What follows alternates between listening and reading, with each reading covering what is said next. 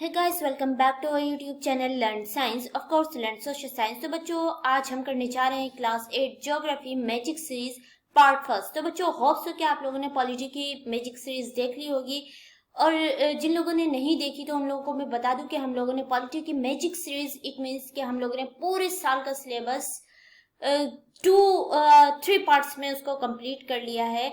यानी आप समझ सकते हैं कि जो हम 365 डेज में जिस सिलेबस को पढ़ते हैं उसको हमने 3 वीडियोस में कंप्लीट कर लिया है। तो बच्चों है ना ये मैजिक। तो मैंने सोचा ये मैजिक हमें ज्योग्राफी के साथ भी करना चाहिए, क्योंकि कुछ बच्चे ऐसे हैं जिनको एग्जाम की नाइट, सही बात है कि एग्जाम की नाइट जो हम पढ़ते हैं शायद हम वो पूरे साल नहीं पढ़ पाते, जो हम एग्जाम की एक रात पहले जितना हम पढ़ लेते हैं और जो कुछ हम पढ़ लेते हैं।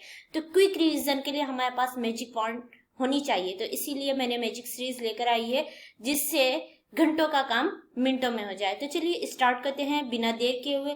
लेकिन बच्चों हाँ, इसी बात पर सबसे पहले आपको जरूरी है कि आप लोग वीडियो को लाइक कर दें।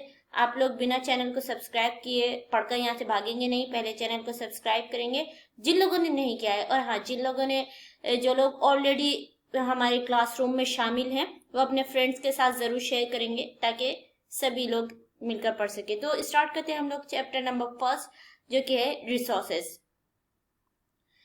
बच्चों जैसे कि हम सभी जानते हैं, हर वो चीज जो कि किसी की नीड को सेटिस्फाई करे, जो कि एक ह्यूमन नीड को सेटिस्फाई करे, आपकी नीड को सेटिस्फाई करे, आपकी जरूरतों को पूरा करे, वो एक रिसोर्स होता है। तो water, electricity, rickshaw, vegetable, text book, ये कुछ कॉमन चीजें हैं जो कि हमारी नीड को सेटिस्फाई करती है, जो कि हमारी जरूरत को पूरा करती है। हम इनके बिना परेशान हो जाएंगे। They have all been used by you, so they have utility. यानी ये सारी चीजें आपके द्वारा इस्तेमाल की जाती हैं, हमारे द्वारा आपके द्वारा इस्तेमाल की जाती हैं, तो इसीलिए इनकी एक यूटिलिटी, यानी इनका एक इस्तेमाल है, इनकी एक उपयोगिता है। यूटिलिटी और usability is what's make an object और सब्सटेंस अ रिसोर्स। और किसी भी चीज का इस्तेमाल, यानी हम जो उसका इस्तेमाल है, जो उसका यूज है, जो उसकी उपयोगिता है, वो किसी भी चीज को एक रिसोर्स बनाती है। Okay, how does something become a resource? Raju now wanted to know. देखिए हम लोग इसमें एक स्टोरी बोर्ड पढ़ रहे थे, तो देखिए बेसिकली हम लोग क्या कर रहे हैं, रिवीजन कर रहे हैं। तो रिवीजन में क्या होता है, हम कट टू कट पढ़ते हैं, इट मीन्स एकदम टू दी पॉइंट पढ़ते हैं, मेन पॉइंट को पढ़ते हैं। तो इसीलिए हम लोगों ने उनका पूरा वो कन्वर्सेशन नहीं पढ़ा। इसमें 2 बच्चों की कन्वर्सेशन हो रही थी जो कि अपनी अम्मा से बात कर रहे थे। तो राजू यही अब और ज्यादा डीप में जानना चाहता है कि कोई भी चीज रिसोर्स कैसे बनती है। Amma told the children that things become resource only when they have a value। तो जो उनकी अम्मा थी जिनसे वो लोग पूछ रहे थे, उन्होंने बताया कि कोई भी चीज रिसोर्स तभी बनती है जब उस चीज की कोई वैल्यू होती है, यानी उस चीज की कोई अपने आप में कोई कीमत होती है, कोई उसकी एक कदर होती है, कोई वैल्यू होती है, तभी वो चीज रिसोर्स बनती है। इट्स यूज और utility give it a value. और कोई भी चीज वैल्यूएबल कब होती है, जब उसका इस्तेमाल, उसकी जरूरत, उसकी उपयोगिता उस चीज को वैल्यू देती है। इट मीन्स कि जो चीज हमें जितनी ज्यादा जरूरी होगी वो उतनी वैल्यूएबल होगी। जैसे वाटर एक रिसोर्स है, हमारी नीड को सेटिस्फाई करता है ना, हमारी प्यास को बुझाता है। हम कहते हैं water is a valuable resource, most precious resource. क्यों कहते हैं? क्योंकि वो एक ऐसा रिसोर्स है जिसके बिना आप एक दिन भी सही से नहीं गुजार सकते, 1-2 दिन भी नहीं गुजार सकते। तो हर चीज की वैल्यू उसको एक रिसोर्स बनाती है। All resources have some value. सभी रिसोर्सेज की अपनी में एक वैल्यू होती है, किसी की बहुत ज्यादा होती है, किसी की कम होती है। सेड अम्मा ने कहा। अब यहाँ वैल्यू का मीनिंग समझाया जा रहा है कि अब वैल्यू का क्या मतलब है। ऐसा ना आप स्टेटस वाला वैल्यू ले लें कि कोई चीज बहुत महंगी है तो वो वैल्यूबल है और सस्ती है तो नॉन वैल्यूबल है। ऐसा नहीं है बच्चों, पानी तो फ्री है ना नेचर की तरफ से, फिर भी वो हमारे लिए कितना वैल्यूबल है। तो वैल्यू मीन्स वर्थ, यानी उस चीज की कीमत, वो चीज कितनी कीमती है। Some resources have economic value, some do not. अब रिसोर्सेज की वैल्यू का मतलब इकोनॉमिक वैल्यू नहीं होता, यानी कि वो जितनी महंगी होती है, जैसे मैंने आपको कहा कि उसकी उतनी वैल्यू होगी, नहीं। कुछ रिसोर्सेज की इकोनॉमिक वैल्यू होती है और कुछ की नहीं होती, लेकिन दोनों ही एक नीड को सेटिस्फाई करती है, हमारी जरूरत होती है। दोनों ही अपने आप में इंपॉर्टेंट है, लेकिन सबकी अपनी अलग अलग वैल्यू है। फॉर एग्जाम्पल, मेटल्स में have an economic value, a beautiful landscape में नॉट। कि एक मेटल जो एक धातु होता है उसकी एक इकोनॉमिक वैल्यू है, हम उसको उसको दे के पैसा ले सकते हैं, लेकिन एक जो ब्यूटीफुल लैंडस्केप है यानी कुदरत का जो हसीन मंजर है या फिर आप एक ब्यूटीफुल सीनरी जिसको समझ लें, उसकी नहीं है एक इकोनॉमिक वैल्यू। लेकिन दोनों ही अपनी जगह इम्पोर्टेंट है।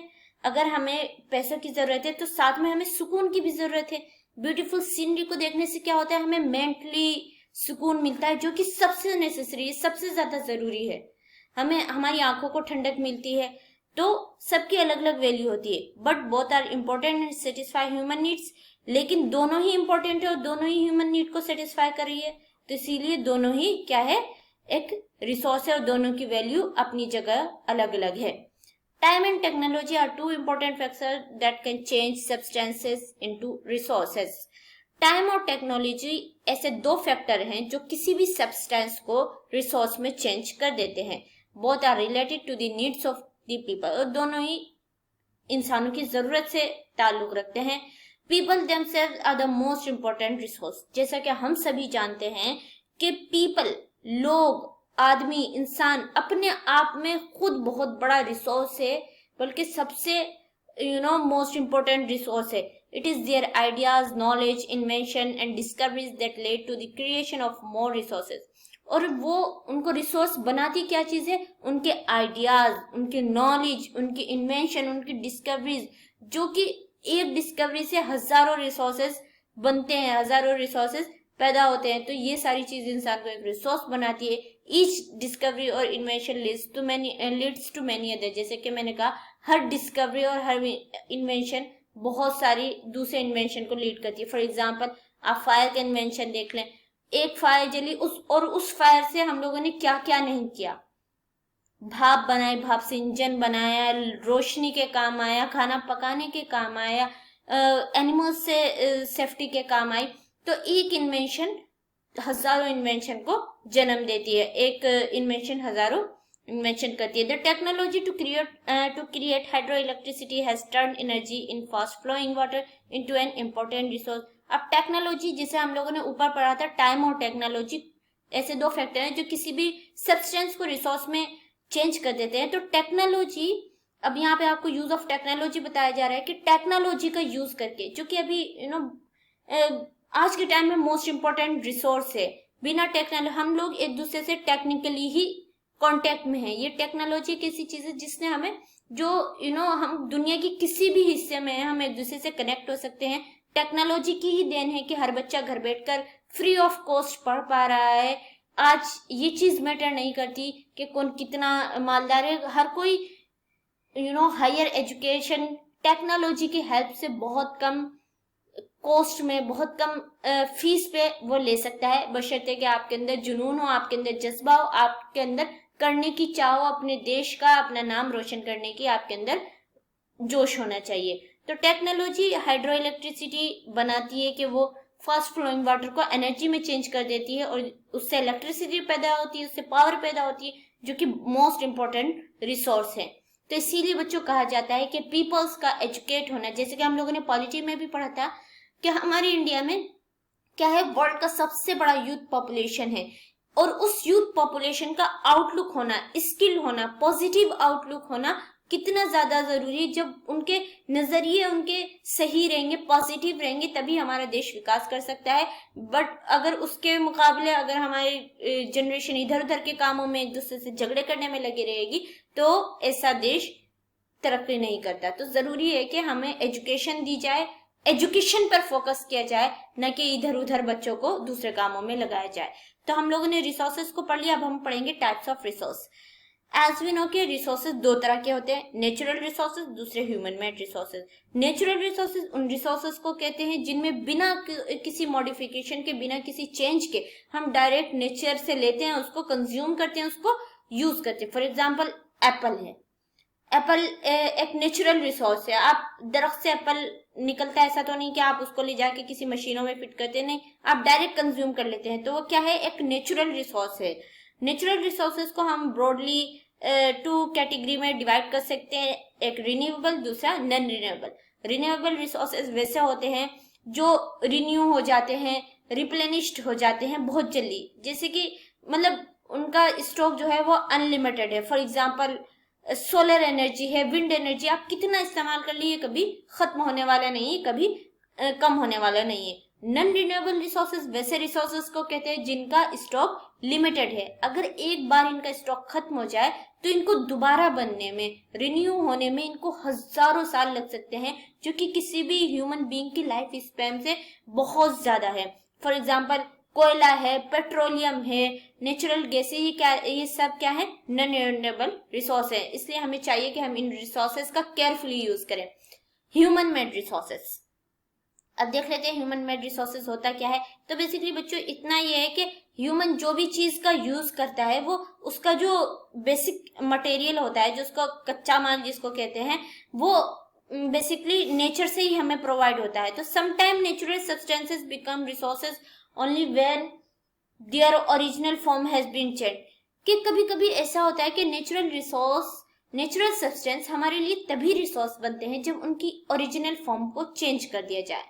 For example iron ore was not resource until people learn to extract iron from it. क्या आयरन ओर देखिए, जैसे आयरन के साथ सिर्फ आयरन नहीं निकलता बल्कि उसके साथ बहुत सारी कचरा, धूल, गंदगी निकलती है। तो आयरन हमारे लिए आयरन और उस वक्त तक रिसोर्स नहीं था जब तक कि लोगों ने उसमें से आयरन एक्सट्रैक्ट करना नहीं सीख लिया। People use natural resources to make building, bridges, road, machinery and vehicles which are known as human-made resources. People natural resources का यूज करते हैं। फॉर एग्जाम्पल वो मिट्टी है जो कि एक नेचुरल रिसोर्स है, उसका यूज करते हैं ईंट बनाने में, उससे वो बिल्डिंग्स बनाते हैं, ब्रिजेस बनाते हैं, मशीनरी, आयरन से जो एक नेचुरल पदार्थ है उससे वो व्हीकल्स बनाते हैं, मशीनरी बनाते हैं, जो कि ह्यूमन मेड रिसोर्सेज कहा जाता है। Technology is also human made resource, जैसा कि हम सभी जानते हैं जिस टेक्नोलॉजी को आप और हम यूज करें आज, ये भी एक ह्यूमन मेड रिसोर्स है।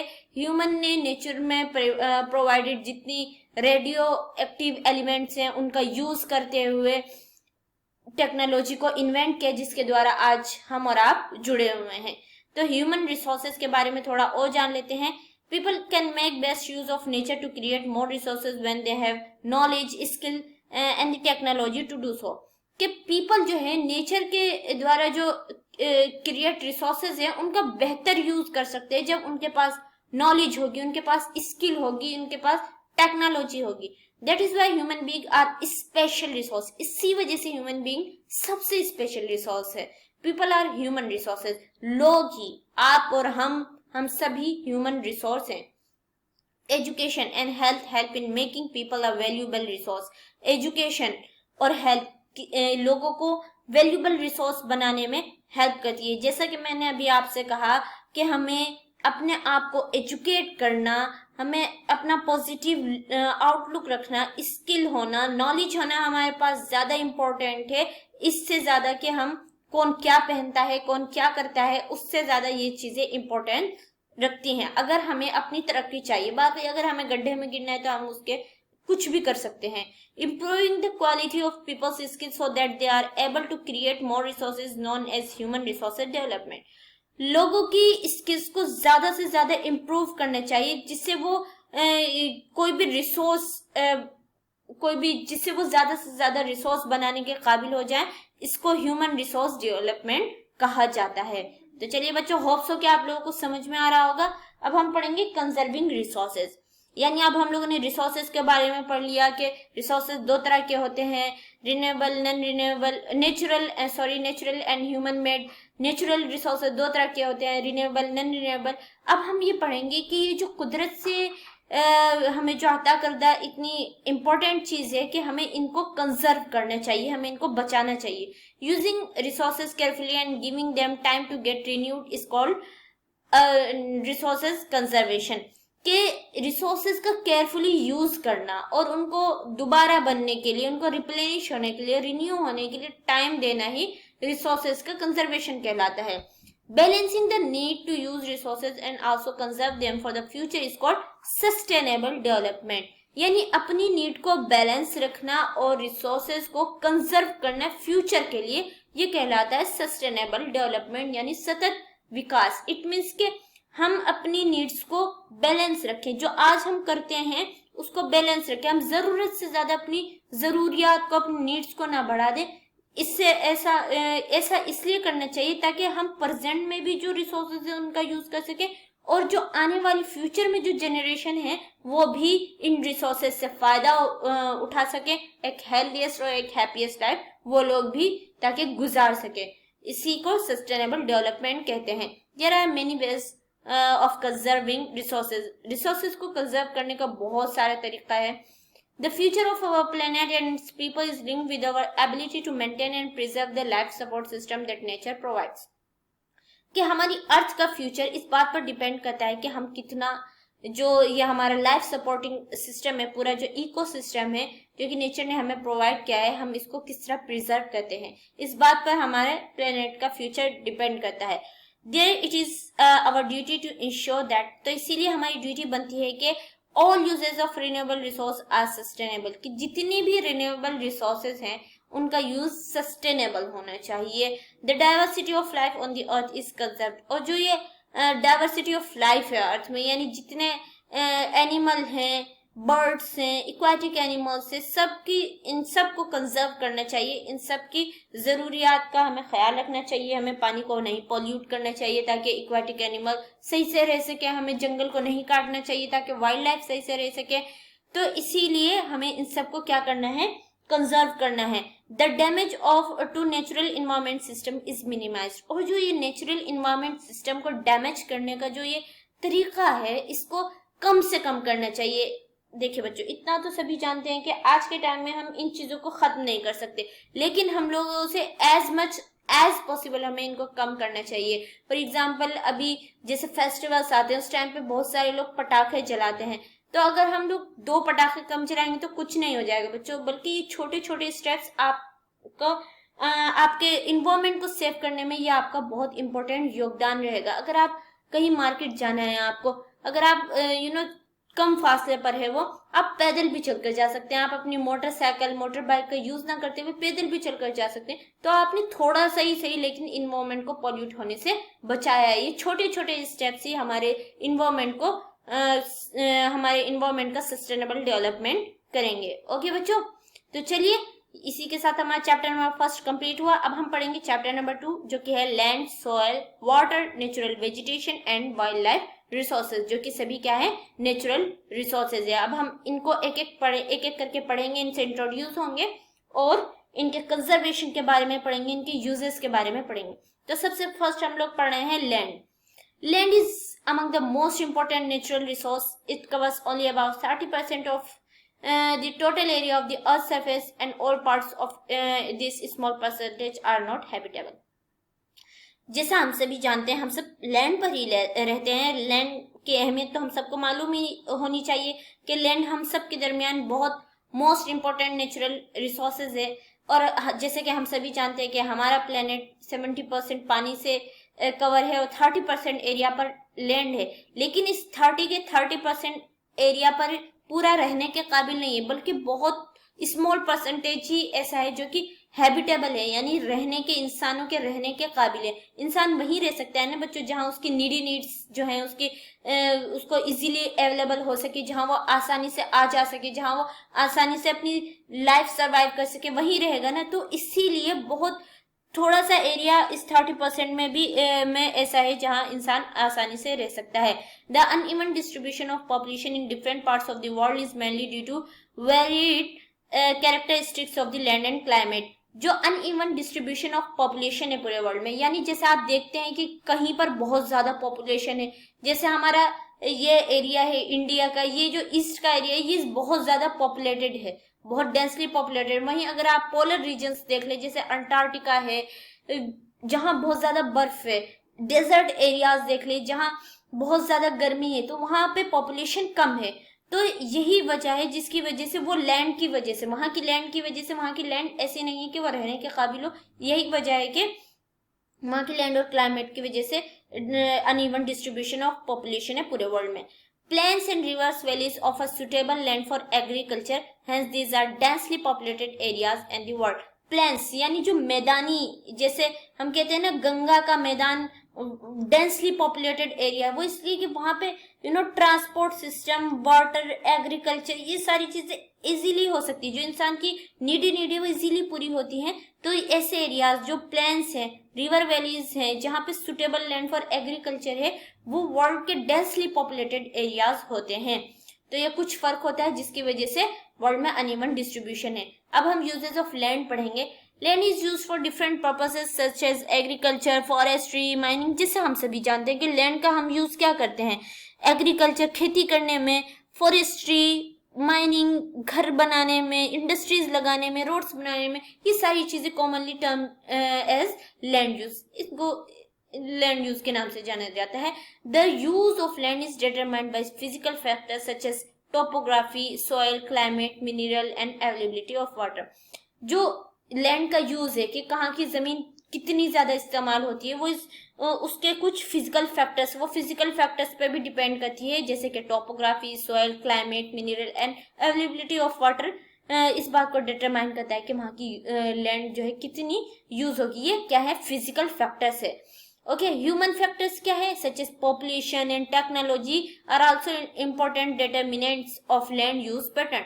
कि कहाँ पे कितनी पॉपुलेशन है, वहाँ टेक्नोलॉजी कैसी है, ये भी डिपेंड करता है कि वहाँ की लैंड कितनी यूजेबल है।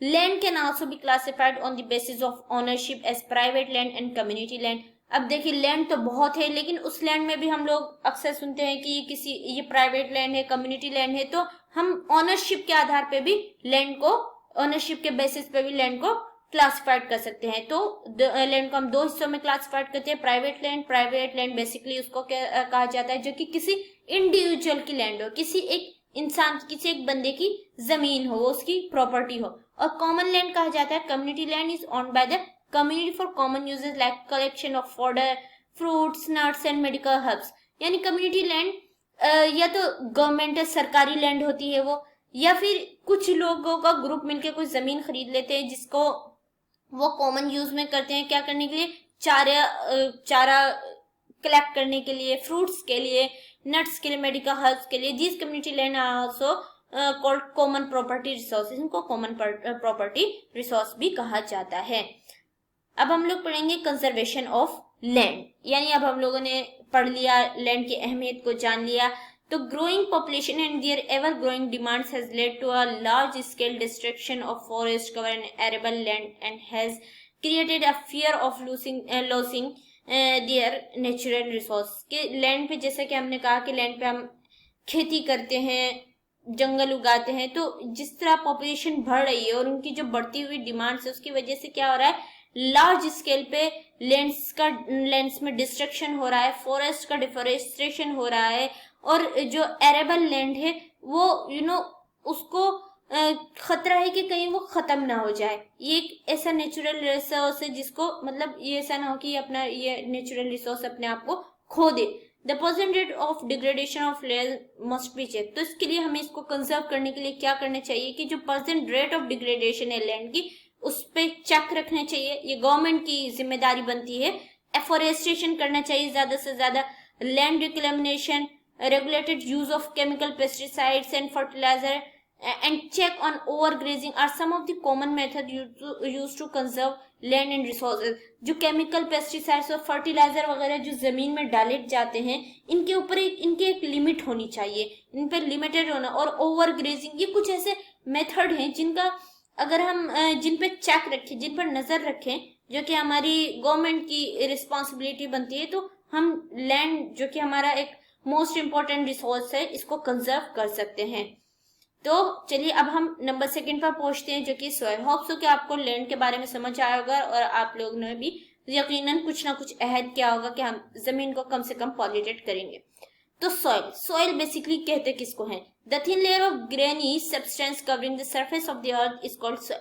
जो एक दानेदार संरचना होती है जिसने पूरी जमीन को ढक रखा है, जो जमीन की सबसे फर्स्ट लेयर होती है, सबसे ऊपरी सतह होती है, उसको कहते हैं मिट्टी। यानी अगर आप ऊपर से हाथ डालने सीधा सीधा जमीन पे रखें, जिस पे आपका सबसे पहले हाथ पड़ेगा उसी को सॉइल कहते हैं। ऐसा नहीं कि आप गड्ढा खोद के सॉइल निकालेंगे, नहीं, सबसे ऊपर जो ग्रेनी सब्सटेंस है वही सॉइल है।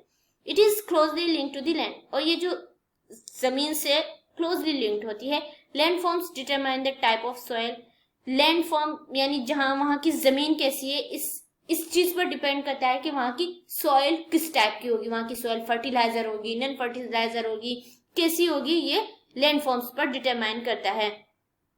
Soil is made up of organic matter, minerals and withered rocks found on earth. Soil जो है वो ऑर्गेनिक मैटर से बनती है, जैसे कि मिनरल्स है, विदर्ड रॉक है, जो कि अर्थ पर पाए जाते हैं, इन सबसे सॉइल बनती है। This happens through the process of withering, और ये पूरा जो प्रोसेस होता है मिट्टी बनने का, ये विदरिंग के प्रोसेस, इसको प्रोसेस ऑफ विदरिंग कहा जाता है। देखिए, अगर आप लोगों को पूरा डीप में पढ़ना है तो हम लोगों ने चैप्टर के एक्सप्लेनेशन में काफी अच्छे से पढ़ा है। आप लोग फौरन से जाकर चैनल को सब्सक्राइब कीजिए और फिर चैनल पर जाइए, वहां पर आप लोगों को सारे चैप्टर्स की वीडियो प्लेलिस्ट में जाइए। सब चैप्टर्स जो है आप लोगों की सबके अलग अलग प्लेलिस्ट बनी हुई, जिस तरह आप बुक में अपने चैप्टर ढूंढते हैं उसी तरह आप चैप्टर का नाम पढ़िए, आप लोगों को वहां मिल जाएगा वो पूरा चैप्टर क्वेश्चन आंसर के साथ। इसके हम लोगों ने एक्सरसाइज सॉल्यूशन भी की है सारे चैप्टर्स की। The right mix of minerals and organic matter make the soil fertile, और जो राइट मिक्स ऑफ मिनरल्स और ऑर्गेनिक मैटर ये किसी भी जगह की जमीन को फर्टाइल बनाती है, यानी जहां पर एकदम सब चीज लेवल में होती है, बैलेंस में होती है, वहां की जमीन क्या होती है, वहां की मिट्टी क्या होती है, फर्टाइल होती है। अब factors of soil formation, soil formation के क्या क्या फैक्टर होते हैं, तो पेरेंट रॉक पर डिपेंड करता है कि वहां की मिट्टी का कलर, टेक्सचर, केमिकल प्रॉपर्टीज कैसी होंगी। क्लाइमेट, वहां के टेम्परेचर, रेनफॉल, ये सब भी सॉइल फॉर्मेशन के फैक्टर्स है। Time, flora, fauna and micro organism, relief, ये सारी चीजें हैं जो कि सॉइल फॉर्मेशन के फैक्टर्स हैं। ओके, अब नेक्स्ट हम पढ़ेंगे degradation of soil and conservation measures. देखिए, जैसे हम सभी जानते हैं कि सॉइल हमारे लिए कितनी इंपॉर्टेंट है। अगर हमारी मिट्टी ही उपजाऊ नहीं होगी तो हम एग्रीकल्चर, वहां पर खेती कैसे करेंगे, हमें हमारे पौधे, हमारे अनाज, गेहूं कैसे उगेंगे। तो ये डिग्रेडेशन ऑफ सॉइल और उसकी कंजर्वेशन के मेजर्स को हम अभी पढ़ने वाले हैं। Soil erosion and depletion are the major threat to soil as a resource. जैसे कि हम हमेशा पढ़ते रहते हैं कि सॉइल इरोजन और उसका यानी मिट्टी का जो क्षतिकरण है, ये एक मेजर थ्रेट है सॉइल के as a resource. Both human and natural factors can lead to degradation of soil, और इसके लिए ह्यूमन और नेचर दोनों ही इसके लिए जिम्मेदार हैं। Factors which lead to soil degradation are deforestation, overgrazing और यूज ऑफ केमिकल फर्टिलाइजर और पेस्टिसाइड्स। ये फैक्टर्स जैसे कि सॉइल डिग्रेडेशन के जो मेन फैक्टर्स है, जैसे डिफोरेस्टेशन है, ओवरग्रेजिंग है, फर्टिलाइजर्स का यूज करना है, पेस्टिसाइड्स का यूज करना है, कुछ ह्यूमन फैक्टर्स हैं जिसकी वजह से क्या होता है, सॉइल डिग्रेडेशन होता है। रेन वॉश, लैंडस्लाइड, फ्लड्स, ये नेचुरल रिसोर्सेज जिसकी वजह से मिट्टी की जो फर्टाइल मिट्टी होती है वो ऊपर से बह जाती है जब बाढ़ आती है, बारिश होती है जोर की। अब some method of soil conservation are listed below. कुछ मेथड जिसके द्वारा हम, जिसको फॉलो करके हम लोग सॉइल को कंजर्व कर सकते हैं, वो है कुछ नीचे दिए हुए हैं। Mulching, contour barriers, rock dam, यानी मिट्टी का पूरा एक डैम, रॉक्स को लगा के किनारे किनारे, जिससे मिट्टी को बहने से बचाया जा सके। टेरेस फार्मिंग, जैसे आप लोगों ने देखा होगा हिल स्टेशंस पर, हिल्स पर जो टेरेस फार्मिंग होती है। Intercropping, contour plugging, shelter beds, यानी ट्रीज को पूरे शेल्टर्स में लगा के चारों तरफ से, जैसे कि हम सभी जानते हैं कि मिट्टी, ट्रीज जो है वो मिट्टी को पकड़ के रखते हैं, मिट्टी को बहने से बचाते हैं। तो ये कुछ कुछ स्टेप्स हैं जिनको फॉलो करके हम लोग क्या कर सकते हैं, मिट्टी को बचा सकते हैं, कंजर्व कर सकते हैं। तो अगर आप लोगों को इन सारे उसको बहुत एक्सप्लेनेशन में पढ़ना है तो आप लोग चैप्टर के एक्सप्लेनेशन में पढ़ लीजिएगा। ओके, अब देखिए, मिट्टी को हम लोगों ने पढ़ लिया, अब हम पढ़ेंगे वाटर को। वाटर के बारे में, हम वाटर की क्या उपयोगिता है, उसकी क्या इंपॉर्टेंस है, इसके बारे में बात करना बिल्कुल वर्थलेस होगा। हम सभी जानते हैं पानी की अहमियत को। Water is a vital renewable resource, water is a vital renewable natural resource. जैसे कि हम जानते हैं कि वाटर एक रिन्यूएबल रिसोर्स है। 3/4 of the Earth's surface is covered with water. It is therefore appropriately called the water planet.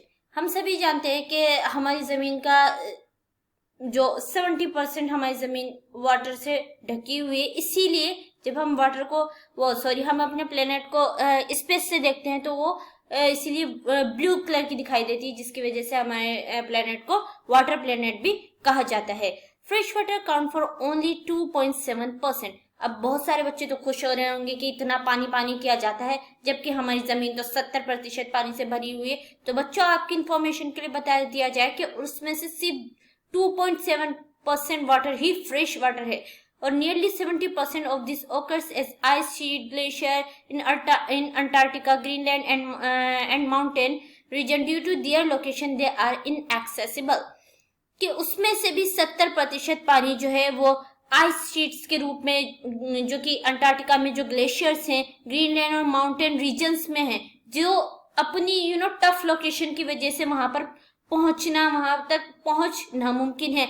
तो इस वजह से only 1% of fresh water is available and fit for human use. उसमें सिर्फ 1% पानी अवेलेबल है जो कि ह्यूमन यूज के लिए फिट है। It is found as ground water, as surface water in rivers and lakes and water vapour in the atmosphere, जो कि जो रिवर्स में, लेक्स में जो पानी पाया जाता है उसके रूप में ग्राउंड वाटर जिसको बोलते हैं, और जो एटमॉस्फेयर में वाटर है उसके रूप में पाया जाता है।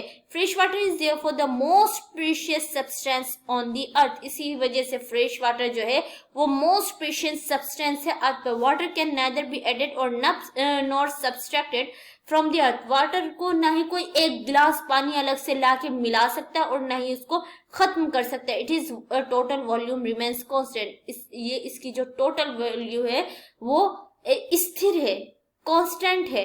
Human use huge amount of water not only for drinking, washing but also in the process of production. Humans जो है वाटर को न सिर्फ पीने में, धोने में, अपनी जरूरियात में इस्तेमाल करते हैं, बल्कि प्रोडक्शन के लिए भी यूज करते हैं। हम सभी जानते हैं कि वाटर को इरिगेशन के लिए यूज किया जाता है, इलेक्ट्रिसिटी के लिए यूज किया जाता है। इट मीन्स कि वाटर का बहुत बड़े लेवल पर इस्तेमाल होता है। तो प्रॉब्लम्स ऑफ वाटर अवेलेबिलिटी, अब हम प्रॉब्लम्स देखेंगे जो कि वर्ल्ड की मेजर प्रॉब्लम बन गई है।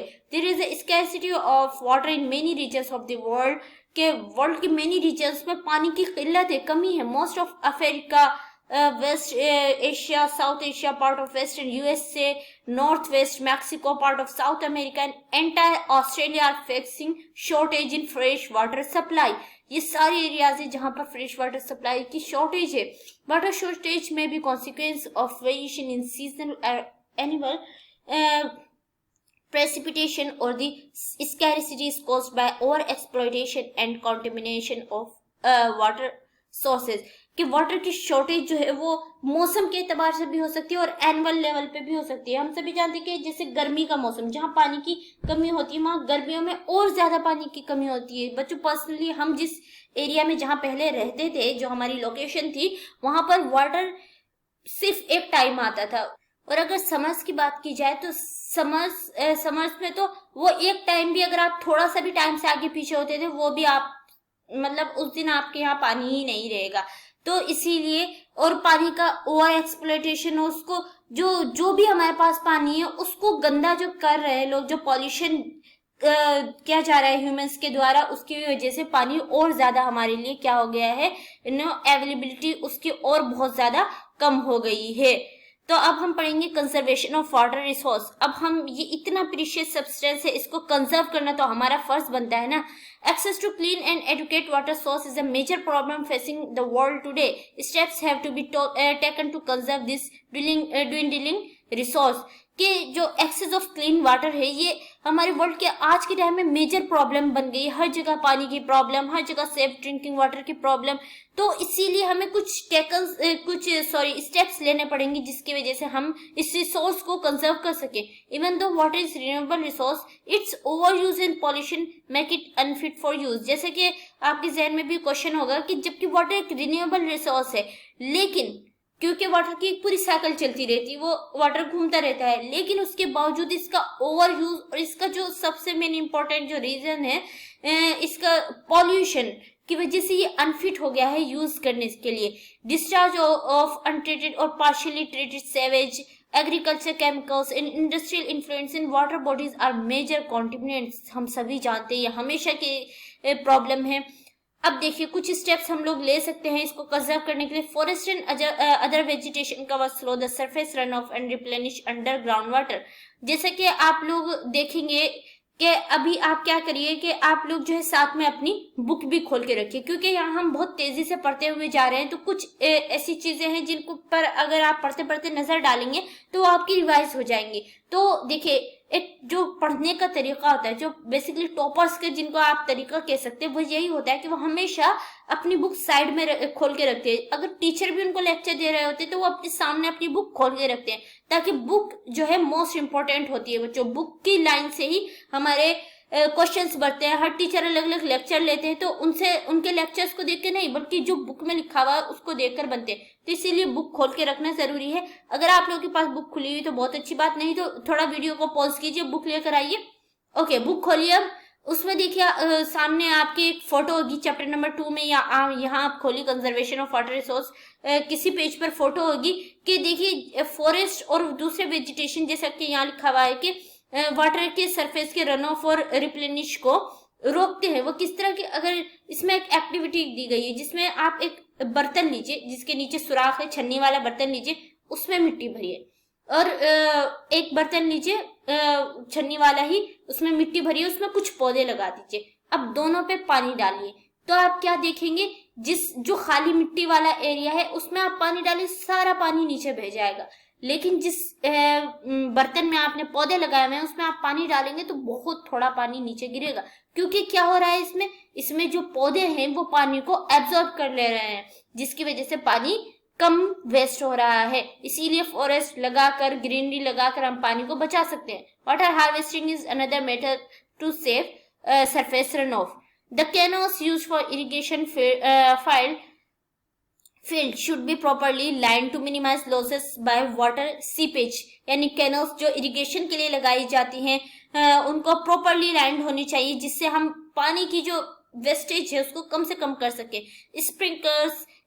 Sprinklers effectively irrigate the area bye checking water losses through seepage and evaporation. Sprinkle आप जानते होंगे, जिसमें आप लोगों ने देखा भी होगा, आजकल काफी यूज हो रहा है कि एक पाइप होता है जिसमें से पानी छिड़काव होता है और वो घूमता रहता है, सारे पौधों में पानी पड़ जाता है। तो एक बेहतर तरीका है जिससे इरिगेशन का एक बेहतर तरीका है जिससे जो वाटर के जो वेस्टेज हो रहा है उसको कम किया जा सकता है। In dry region with high rates of evaporation drip और trickle irrigation is very useful.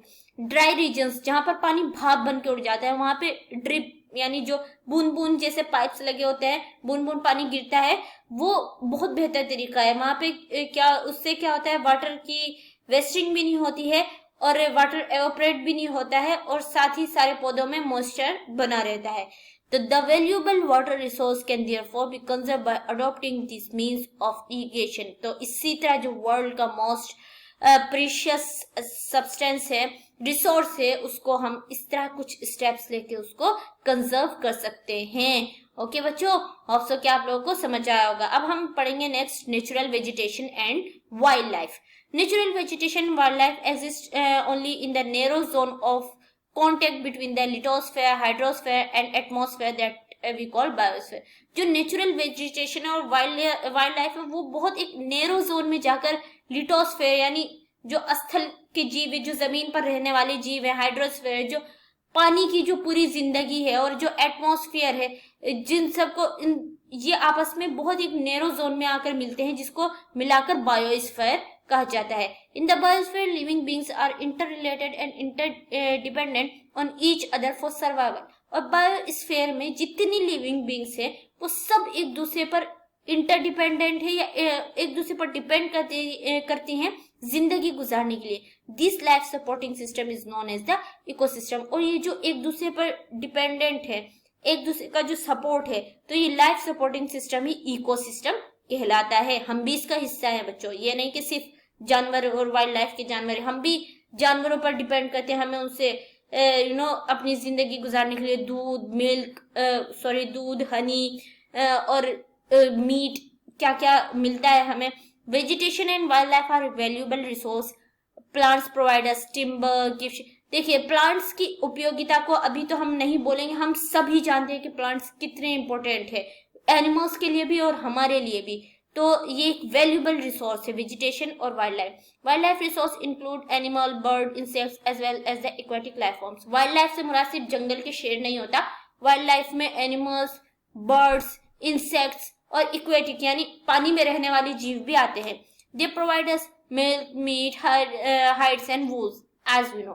Insect like bees provide us honey, help in pollination of flower and have an important role to play as a decomposer in the ecosystem. जैसे कि हम सभी जानते हैं कि ये जानवर जैसे वल्चर है, गिद्ध है, ये इकोसिस्टम को, इन्वायरमेंट को साफ करने में एज ए डिकम्पोजर भी काम करते हैं। ये हमेशा साफ सुथरा रखते हैं। ये कीड़े मकोड़ों को खा लेते हैं, मरे हुए जानवरों को खा लेते हैं, जिससे हमारा जो इन्वायरमेंट है वो पॉल्यूट होने से बच जाता है। अब हम पढ़ेंगे distribution of natural vegetation. The growth of vegetation depends primarily on the temperature and moisture.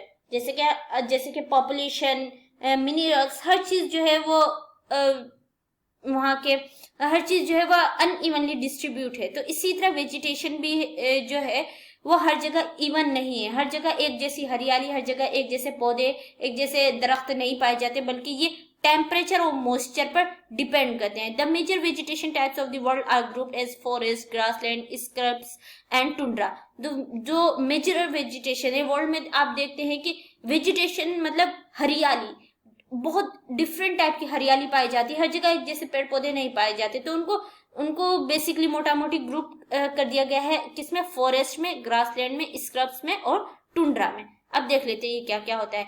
In areas of heavy rainfall huge trees में thrive. The forest are thus associated with areas having abundant water supply. तो वैसे areas जहां पर heavy rainfall होती है वहां पर बड़े बड़े घने दरख्त होते हैं, जो जिससे क्या होता है, जहां पर मतलब सफिशिएंट मात्रा में वाटर सप्लाई होती है वहां बड़े बड़े दरख्त, वहां पर जंगल उगते हैं, वहां पर क्या होता है, फॉरेस्ट होता है। Short stem trees are grasses grow in the region of moderate rainfall forming. तो फिर क्या होता है, जैसे जैसे पानी, जैसे जैसे बारिश का लेवल कम होता जाता है, वैसे वैसे जो ट्रीज के साइज हैं वो भी छोटे होते जाते हैं। तो शॉर्ट स्टेम ट्रीज और ग्रासेस उन जगह पे, उन रीजन्स में ग्रो होती है जहाँ मॉडरेट यानी मीडियम लेवल की बारिश होती है जहां पर, और इससे क्या होता है, वर्ल्ड में ग्रासलैंड बनता है। Thorny shrubs and scrubs grow in dry areas of low rainfall. और जो ये थॉर्नी यानी जो कांटेदार ये श्रब्स और झाड़ियां और स्क्रब्स जो होती है वो ड्राई रीजन्स में, जैसे डेजर्ट एरियाज है, वहां पर उगती है जहां पर पानी बहुत कम बरसता है। In such areas plants have deep roots and leaves with thorny and waxy surface reduce loss of moisture through transpiration. के ऐसे एरियाज में प्लांट्स की बहुत डीप रूट्स होती हैं और उनकी जो उनकी लीव्स होती हैं, प्लांट्स की जो लीव्स होती है वो बहुत वैक्सी और बहुत थोड़ी कांटेदार होती है। जैसे कि आप लोगों ने कैक्टस को देखा होगा, जो कि एक डेजर्ट प्लांट है। आपने उसकी पत्तियों के किनारे पे बड़े बड़े कांटे होते हैं, तो उसकी सरफेस भी काफी चिपचिपा होता है, जिससे वो क्या होता है, मॉइस्चर को ट्रैप करके रखती है। Tundra vegetation of cold polar regions comprise of mosses and lichens. Tundra vegetation वैसे पौधों को कहते हैं जो कि पोलर रीजन्स यानी जो ठंडे इलाकों में निकलते हैं, जो पौधे जिनमें मोसेस और काई और लाइकेंस वगैरह शामिल हैं। ओके बच्चों, ये हो गया डिस्ट्रीब्यूशन ऑफ नेचुरल वेजिटेशन। अब हम पढ़ेंगे conservation of natural vegetation and wild life. जैसे कि हम सभी जानते हैं कि कितना ज्यादा वाइल्ड लाइफ का हनन हो रहा है, ये बात हमसे छुपी नहीं है। अब हम इनके कंजर्वेशन के बारे में कुछ आइडियाज ले लेते हैं, ताकि जिनको फॉलो करके आप लोगों को अभी से इसलिए पढ़ाया जाता है, आप छोटे छोटे से हैं, ताकि आप बड़े होकर इन पर अमल कर सके, बल्कि अभी से अमल शुरू कर सके, ताकि आपका फ्यूचर जो है वो सिक्योर हो सके।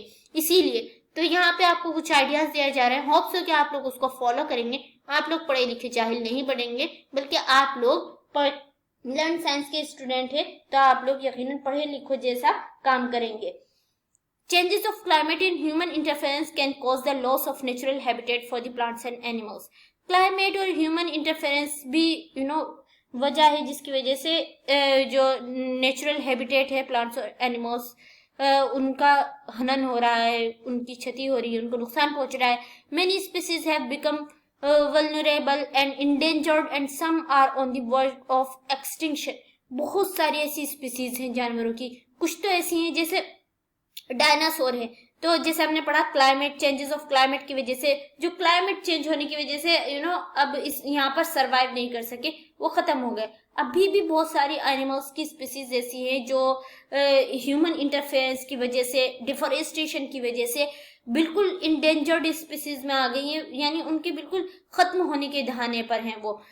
जैसे डोडो एक बर्ड थी, वो तो बिल्कुल ही खत्म हो गई है। Deforestation, soil erosion, constructional activity, forest fire, tsunami, landslides are some of human and natural factors which accelerate the process of extension of this resource. हम सभी जानते हैं कुछ नेचुरल और ह्यूमन फैक्टर्स है जिसकी वजह से ये सारी स्पीसीज, ये सारे रिसोर्स जो है एकदम खतरे के दहाने पे है। One of the major concern is the poaching which result in a sharp decline in the number of particular species. और किसी भी पर्टिकुलर स्पीसी की खत्म होने की जो एक मेन रीजन है, एक मेन रीजन जो है और बहुत मेजर रीजन है, वो है पोचिंग, यानी कि शिकार। जो शिकार किया जाता है किसी पर्टिकुलर जानवर का, किसी पर्टिकुलर स्पीसीज का। द एनिमल आर पोच for collection and illegal trade of hides, skins, nails, teeth, horns and as well as feather। Animals को जो है इलीगली उनको मारा जाता है, उनको पोच किया जाता है। किसके लिए? उनको, उनकी खाल के लिए, उनके टीथ्स के लिए, उनके नेल्स के लिए, उनके फेदर्स के लिए, जो कि बच्चों बहुत गलत है। इन सारी चीजों को अगर आपके आसपास कोई ऐसा करता है, बहुत सारे लोग ऐसा घरों में करते हैं, शौक से करते हैं, शौक के लिए। अगर आपके आसपास कोई, आपके घर में आसपास आपके सोसाइटी में कोई ऐसा करता हो, तो आपको चाहिए कि आप उनको अवेयर करें, उनको रोकें, उनको बताएं ये सारी चीजें इलीगल हैं, जिसकी वजह से क्या है, हमारी वाइल्ड लाइफ डेंजर में आ गई। तो ऐसी चीजों को हम रोक सकते हैं कोई भी अवेयरनेस प्रोग्राम लगा के। तो आगे चलते हैं हम लोग। National parks, wild life sanctuary, biosphere reserves are made to protect our natural vegetation and wild life. जैसे कि आप लोगों ने भी, बहुत से लोगों ने नेशनल पार्क्स विजिट किया होगा जहाँ पे स्पीसीज को रखा जाता है, ऐसी खासतौर से ऐसी स्पीसीज को जो इंडेंजर्ड स्पीसीज हैं, उनको कंजर्व किया जाता है। Conservation of creeks, lakes and wetland is necessary to save the precious resource from depletion. इसी तरह क्रीक्स, लेक्स बनाए जाते हैं जिससे ये जो प्रीशियस रिसोर्सेज को बचाया जा सके। Awareness programmes like social forestry and Van Mahotsav should be encouraged at the regional and community level. तो इसी तरह अवेयरनेस प्रोग्राम चलाने चाहिए, लोग इस बात के लिए अवेयरनेस लानी चाहिए कि वो इनको कंजर्व करें, इनके जो नुकसान है उससे लोगों को अवेयर कराना चाहिए। कम्युनिटी और रीजनल लेवल पर होने चाहिए इस तरह वन महोत्सव, इस तरह के programme. Many countries have passed laws against the trade as well as killing of birds and animals. के बहुत सारी कंट्रीज में ऐसे लॉज हैं जिनमें बर्ड्स को मारना और एनिमल्स का इलीगल ट्रेड करना, उसके अगेंस्ट लॉज है वहां पर। In India killing lions, tiger, deers, great Indian bustard and peacock is illegal. और हमारे इंडिया में शेर को मारना, टाइगर्स को का शिकार करना, डीज, ग्रेट इंडियन बस्टर्ड जो कि बिल्कुल खत्म हो गया है, एंड पीकॉक, इनको मारना क्या है, इनका शिकार करना क्या है, इलीगल है। And international convention CITES have been established that lists several species of animals and birds in which trade is prohibited। और एक इंटरनेशनल कन्वेंशन है CITES जिसने एक लिस्ट प्रोवाइड की है जिनमें से कुछ एनिमल्स ऐसे एनिमल्स की, ऐसे स्पीसीज के एनिमल्स की और बर्ड्स की लिस्ट प्रोवाइड की है जिनका ट्रेड करना, जिनको ट्रेड के लिए यूज करना बिल्कुल पाबंदी है। तो conservation of plants and animal is an ethical duty of every citizen. बच्चों, ये किसी सिर्फ ना गवर्नमेंट की जिम्मेदारी है, ना सिर्फ फॉरेस्ट मिनिस्टर की जिम्मेदारी है, बल्कि ये हम सबकी, हर सिटीजन की इथिकल ड्यूटी है कि हम इन तमाम रिसोर्सेज को कंजर्व करें। हमारे छोटे छोटे स्टेप भी इन सारी चीजों के लिए, इनको बचाने के लिए बहुत बड़ा योगदान कर सकते हैं। आपको पता भी नहीं लगेगा कि आपके इस छोटे से स्टेप की वजह से कितने लोगों को फायदा पहुंचा है। तो बच्चों, ये हो गया मैम चैप्टर नंबर 2 कंप्लीट। अब हम पढ़ेंगे chapter number 3, mineral and power resources. अब तक हम लोग जितने हम लोगों ने रिसोर्सेज को पढ़ा, फिर जो नेचुरल रिसोर्सेज को पढ़ा है, अब हम मिनरल और पावर रिसोर्सेज को पढ़ने वाले हैं। तो चलिए स्टार्ट करते हैं। A naturally occurring substance that has a definite chemical composition is a mineral। एक नेचुरल से प्राप्त पदार्थ, यानी जो नेचुरल हमें नेचर से मिलता है, जिसकी डिफरेंट केमिकल कंपोजिशन होते हैं जिसमें वो एक मिनरल होता है। Minerals are form in different types of geological environments under varying condition. Minerals जैसे कि हम सभी जानते हैं हर जगह एक जैसी चीज नहीं पाई जाती, हर चीज जो है वो अलग अलग जियोलॉजिकल इन्वायरमेंट्स और डिफरेंट कंडीशंस में अलग अलग जगह अलग अलग तरीके के पाए जाते हैं। They are created by natural process without any human interference, और वो बिना किसी ह्यूमन इंटरफेरेंस के नेचुरली ही बनते हैं। They can be identify on the basis of their physical properties such as colour, density, hardness, कि उनको पहचाना जाता है उनकी फिजिकल फैक्टर्स, कुछ फिजिकल फैक्टर्स के बेसिस पे, जैसे उनके कलर के बेसिस पर, उनकी डेंसिटी, हार्डनेस के बेस पर, और केमिकल प्रॉपर्टीज के बेस पर भी, जैसे उनकी सॉल्युबिलिटी है इसके बेस पर भी उनको पहचाना जाता है। अब हम पढ़ेंगे टाइप्स ऑफ मिनरल्स।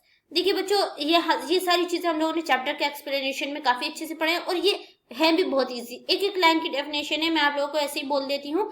जिन लोगों को वहां पढ़ना है तो वो लोग वैसे भी पढ़ सकते हैं, बाकी आपके बराबर में बुक खुली हुई होगी, है ना बच्चों? यस, ऑलराइट, बुक खुली हुई है तो आप वहां से भी एकदम मैं बोलती जाऊंगी, आप लोग नजर डालते जाएंगे। मिनरल्स के दो टाइप होते हैं, metallic, non metallic. Metallic minerals किनको कहते हैं? जिनके अंदर धातु पाया जाता है, जैसे सोना है, चांदी है, आयरन है, ये सारे क्या है? Metallic mineral. नॉन मेटालिक जिनमें धातु नहीं पाया जाता है, जैसे कि कोयला है, पेट्रोलियम है, बायोगैस है, नेचुरल गैस है, ये सारी क्या है? नॉन मेटालिक मिनरल्स है। मेटालिक मिनरल्स को भी दो हिस्सों में बांटा गया, एक फेरस, दूसरा नॉन फेरस। फेरस वो जिनमें आयरन और पाया जाता है, आयरन पाया जाता है, वो क्या होता है? वो फेरस होते हैं। और नॉन फेरस जिनमें आयरन नहीं पाया जाता वो नॉन फेरस मेटल होते हैं, जैसे सोना है, चांदी है, इनमें आयरन और नहीं पाया जाता, ये ओरिजिनली प्रोवाइड होते हैं। तो ये हो गए टाइप्स ऑफ मिनरल। अब देखिए, मिनरल्स पाए जाते हैं जमीन के अंदर, अब जमीन से उनको निकाला जाता है। अब डिफरेंट मिनरल्स को डिफरेंट तरीकों से निकाला जाता है, तो वही हम पढ़ेंगे एक्सट्रैक्शन ऑफ मिनरल्स, कैसे कैसे निकाला जाता है। तो मिनरल्स को माइनिंग के द्वारा, यानी खदाने खोद के निकाला जाता है, ड्रिलिंग के द्वारा, यानी पूरे ड्रिल करके निकाला जाता है, क्वायरिंग यानी ऊपर ऊपर गड्ढे, कुछ मिनरल्स ऐसे होते हैं जो जमीन की ऊपरी सतह पर ही पाए जाते हैं, उनको निकाला जाता है। माइनिंग बेसिकली आप लोगों ने सुना होगा, कोयले की खदान, ये आप लोगों ने सुना होगा। तो कोयला जैसे मिनरल्स को माइनिंग करके निकाला जाता है। ड्रिलिंग जैसे नॉन मेटालिक मिनरल है, जैसे पेट्रोलियम है, इनको ड्रिल करके बड़ी बड़ी मशीनों को समुद्र की तह में ड्रिल करके इनको निकाला जाता है। क्वायरिंग, और जो ऊपर ऊपर पाए जाते हैं उनको क्वायरिंग करके निकाला जाता है। माइनिंग भी दो तरह की होती है, एक होती है ओपन कास्ट माइनिंग, दूसरी shaft mining. Open cast mining में बेसिकली होता क्या है कि बड़ा सा गड्ढा होता है, मतलब खुला गड्ढा होता है, निकाल लिया जाता है। जब जो मिनरल होता है वो ज्यादा गहरा नहीं होता, बल्कि कुछ फुट्स की गहराई पर होता है, तो निकाल लिया जाता है। शाफ्ट माइनिंग उस वक्त की जाती है जब मिनरल जो है जमीन के बहुत अंदर तह में होता है, तो इतना गहरा तो गड्ढा नहीं खोद सकते ना बच्चों। देखिए, हम लोगों ने इसको चैप्टर के एक्सप्लेनेशन में काफी अच्छे से फोटोज और इमेजेस, फिगर्स लगा लगा के पढ़े हैं, काफी अच्छे से। जिन बच्चों को समझना है तो वो लोग वहां जाकर भी समझ सकते हैं। बेसिकली शाफ्ट माइनिंग बोलते हैं जब मिनरल बहुत अंदर होता है, तो वहां तक पहुंचने के लिए एक सुरंग टाइप की बनाई जाती है, जिसमें मशीन्स, गाड़ियां भी फिट, आप लोगों ने मूवीज वगैरह में देखा होगा, वहां तक जाती हैं गाड़ियां, चलती रहती हैं, तो उसी को कहते हैं शाफ्ट माइनिंग। ओके, ये हो गया एक्सट्रैक्शन ऑफ मिनरल्स। अब पढ़ेंगे हम डिस्ट्रीब्यूशन ऑफ मिनरल्स।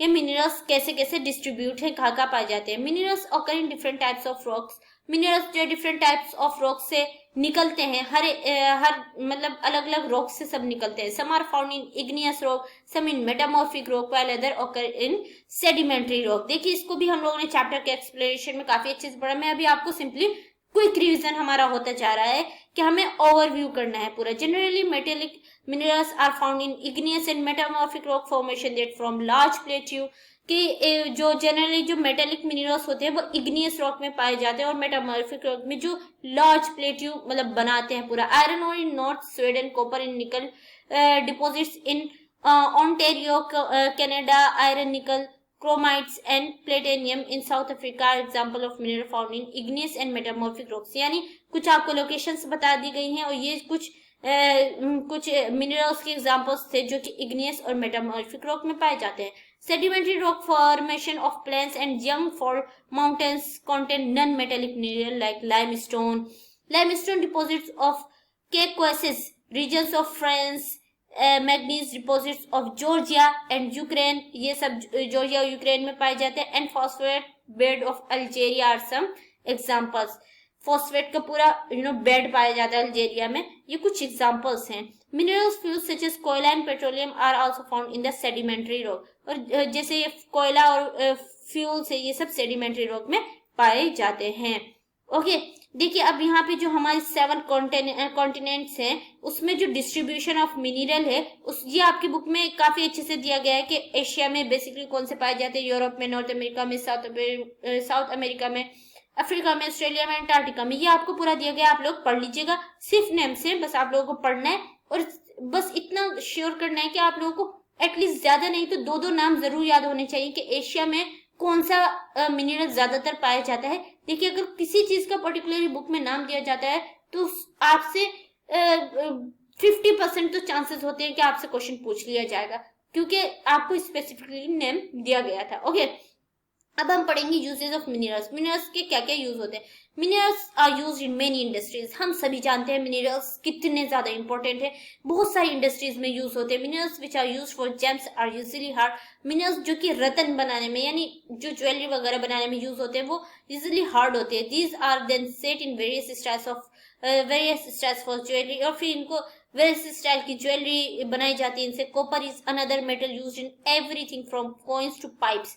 कॉपर एक ऐसा मेटल है जो कि हर चीज में पाया जाता है, एक सिक्के से लेके बड़े बड़े पाइप्स बनाने तक। Silicon used in the computer industry and obtain from quartz. Silicon जो कि एक मिनरल है, तो सिलिकॉन को कंप्यूटर इंडस्ट्री में यूज किया जाता है जो कि क्वार्ट्ज से मिलता है। अब देखिए इसी बात पे एक क्वेश्चन बनता है बच्चों, जल्दी से मुझे बताइएगा कि इंडिया में सिलिकॉन सिटी किसको कहा जाता है। यस, ऑलराइट, बेंगलुरु को सिलिकॉन सिटी कहा जाता है।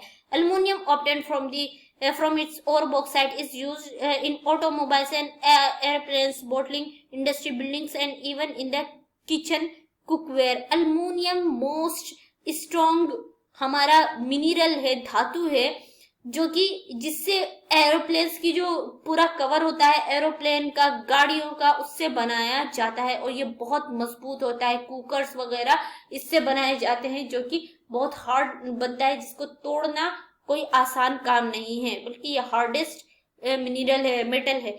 कंजर्वेशन ऑफ मिनरल, अब हम ये इतना मोस्ट इम्पोर्टेंट रिसोर्स है, अब इसके हम कंजर्वेशन के बारे में पढ़ लेते हैं। Minerals are non renewable resource. हम सभी जानते हैं मिनरल नॉन रिन्यूएबल रिसोर्स है, इनका स्टॉक जो है वो लिमिटेड है। अगर ये एक बार खत्म हो जाएंगे तो इनको दोबारा बनने में सदियों लग जाएगी, सालों लग जाए, हजारों साल लग जाएंगे। It takes thousand of year for the formation and concentration of mineral. जैसे मैंने आपको कहा, the rate of formation is much smaller than the rate at which humans consume this minerals. इनके बनने की रेट जो है, जिस हिसाब से इनको कंज्यूम किया जा रहा है उस हिसाब से बहुत कम है। It is necessary to reduce wastage in the process of mining.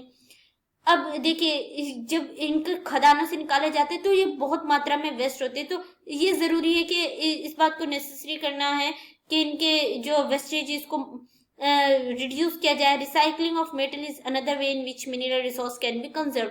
और रिसाइकलिंग, जैसे कि हम जानते हैं मिनरल्स को रिसाइकिल किया जा सकता है, जैसे देखते हैं पुराने बर्तन को न्यू किया जा सकता है, ज्वेलरीज को तोड़ के कोई दूसरी ज्वेलरी में उसको ढाला जा सकता है, तो इनका रिसाइकलिंग भी जो है इसके मिनरल्स के कंजर्वेशन के लिए इम्पोर्टेंट है।